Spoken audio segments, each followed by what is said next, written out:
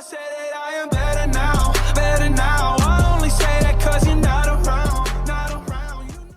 What is up, everybody? Godzilla versus Kong, the movie. I don't need a poster for this, really. You already know what it is. So, here it is, another Tatumeister movie review. It's your boy, the Tatumeister here. Yeah, I know that intro's a little different, but it's okay. So here we are, Godzilla vs. Kong. So this is the fourth movie in the MonsterVerse series of movies by Legendary Pictures. It is I think it's like the 35th. How many Godzilla movies has there been? A lot. And how many Kong movies have there been? Like, this is like the 9th one? Something like that.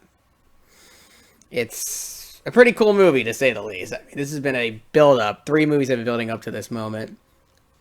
It's been quite a build-up, to say the least. Kong and Godzilla have fought before, back in 1940-something.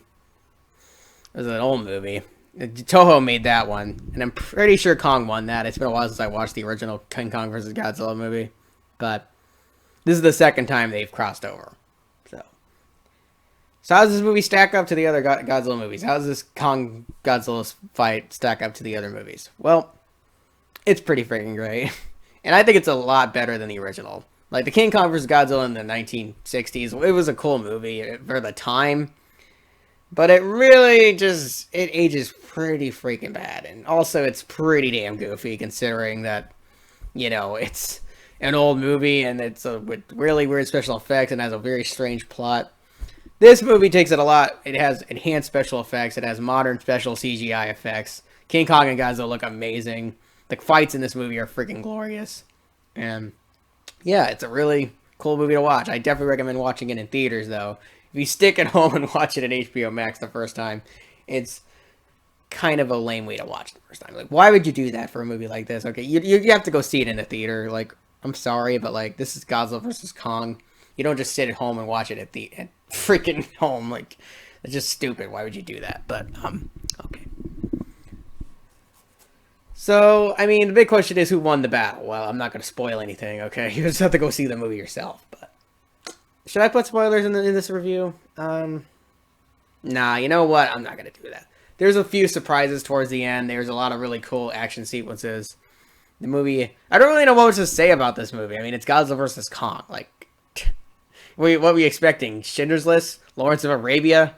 What were you expecting? Your Marriage Story? Like, I always say Marriage Story. Like, what were you expecting? There's this Godzilla vs. Kong. I think this movie isn't trying to be freaking... It's not trying to be Jurassic Park or Jaws or freaking Terminator 2. I mean, it's freaking Godzilla vs. Kong. It's just a silly fight action monster movie.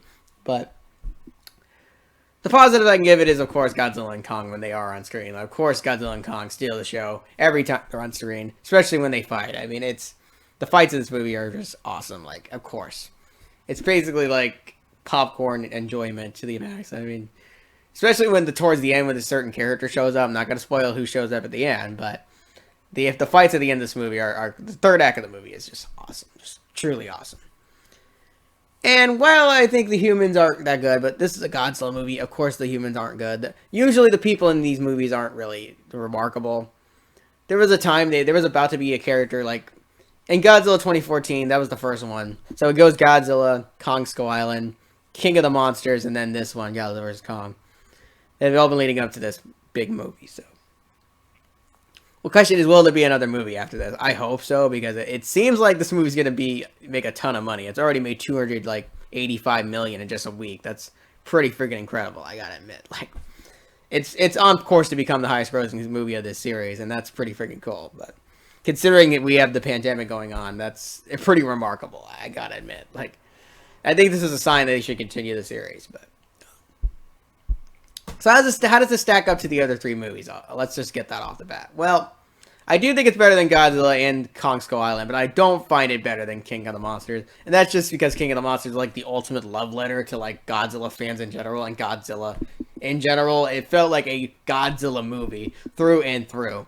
This movie feels like a mash of stuff. While it has a lot of great stuff, like the action sequences, of course, I feel like the humans were more compelling in King of the Monsters and it was a better written movie.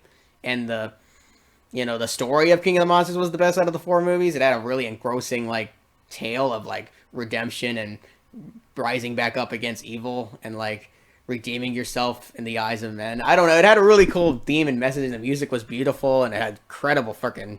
It had monsters. I mean, had Mothra, Rodan, and freaking Ghidorah in it. I mean, come on. It's freaking dope. But did the Godzilla vs. Kong reach the levels of King of the Monsters? I don't think so, but it really did do some cool stuff. I mean, especially towards the end when Kong and Godzilla fight and do stuff like that.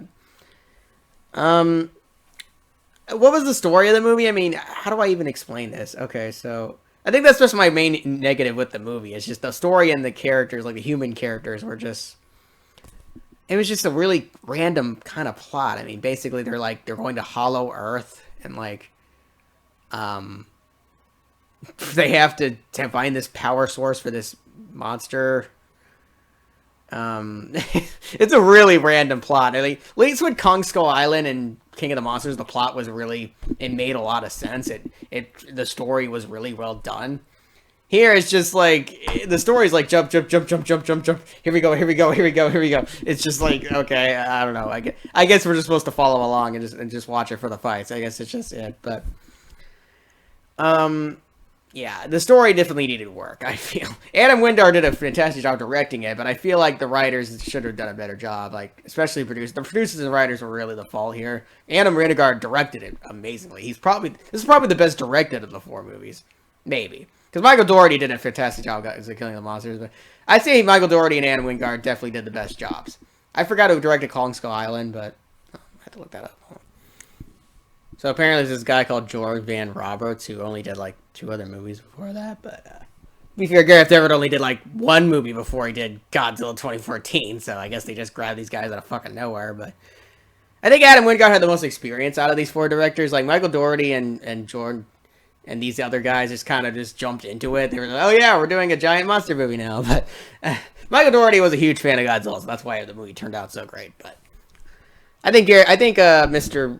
Adam Wingard did a great job here. I think he's made some of the coolest movies before this. So my only complaint, one of my complaints is like you casted some really good people in there. Like you had Alexander Skarsgård in this. Like, why was he so lame? Like, it just felt like he didn't really do much except, like, help Kong out a little bit. But, like, I don't know. There could have been more to the human characters in this. They didn't do a lot. Like, I wish they fought more monsters. Like, that's what's cool about Kong Skull Island. Like, Kong Skull Island had the best human characters of these 4 movies because they actually did stuff to help Kong out. They weren't just sitting there just letting the monsters do everything. They actually fought and did stuff. You know, they weren't... That's what's cool about King Kong movies is because the humans actually usually do stuff. They don't just sit around. You know, they actually fight and stuff. It's cool.